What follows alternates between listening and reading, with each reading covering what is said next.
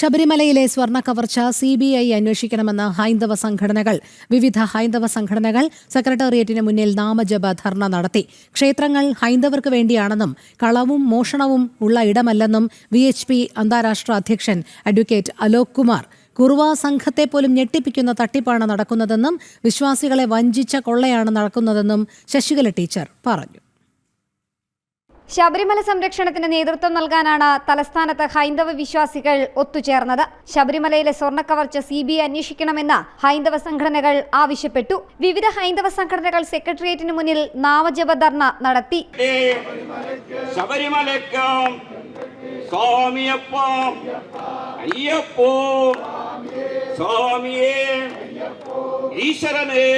VHP അന്താരാഷ്ട്ര അധ്യക്ഷൻ advocate Alok Kumar നാമജപ ധർണ ഉദ്ഘാടനം ചെയ്തു. ക്ഷേത്രങ്ങൾ ഹൈന്ദവർക്ക് വേണ്ടിയാണെന്നും കളവും മോഷണത്തിനുമുള്ള ഇടമല്ലെന്നും VHP അന്താരാഷ്ട്ര അധ്യക്ഷൻ അഡ്വക്കേറ്റ് അലോക് കുമാർ വ്യക്തമാക്കി. ശബരിമല സ്വർണ്ണക്കവർച്ചയ്ക്ക് പിന്നിൽ ഉണ്ണികൃഷ്ണൻ പോറ്റി മാത്രമല്ലെന്നും അദ്ദേഹം പറഞ്ഞു. മറ്റു മതസ്ഥരുടെ ആരാധനാലയവും വിദ്യാഭ്യാസ സ്ഥാപനങ്ങളും ഭരിക്കുന്നത് അവർ തന്നെയാണ്. എന്നാൽ ഹൈന്ദവ ആരാധനാലയങ്ങൾ സർക്കാർ പിടിച്ചുവെക്കുന്നുവെന്നും അദ്ദേഹം വിമർശിച്ചു. The state would not spend money but would run the temples. The state does not run or administer mosques. The state and the government does not run the chapels.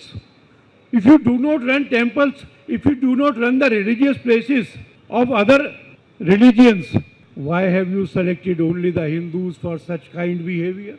Do you think that the Hindus cannot manage their temples?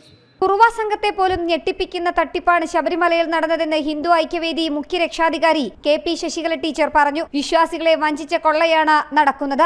ഭരണകൂടത്തിന്റെയും ഉദ്യോഗസ്ഥരുടെയും പിന്തുണ തട്ടിപ്പിന് പിന്നിലുണ്ട്. Sponsor തസ്തിക തന്നെ തട്ടിപ്പ് നടത്താനാണെന്നും വിമർശനം. ഇപ്പോൾ നടക്കുന്ന ഈ അന്വേഷണത്തിൽ നമ്മൾ ആരും തൃപ്തരല്ല.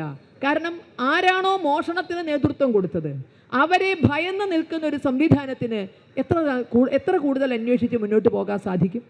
ഇവിടെ ഇങ്ങനെ ഒരു വലിയ കുറുവാ സംഘത്തെ ലജ്ജിപ്പിക്കുന്ന ഒരു കള്ള സന്നിധാനത്ത് നടക്കുമ്പോൾ ഇതേതെങ്കിലും വ്യക്തികളെ കൊണ്ട് സാധിക്കില്ല. അത് സ്പോൺസറാകട്ടെ, അത് ആരുമാകട്ടെ, ഏതെങ്കിലും വ്യക്തികളെ കൊണ്ട് സാധിക്കില്ല. ഇതിന് അതിശക്തമായ സർക്കാരിൻ്റെ പിന്തുണയുണ്ട്, അതിശക്തമായ രാഷ്ട്രീയ പിന്തുണയും ഇതിനുണ്ട്.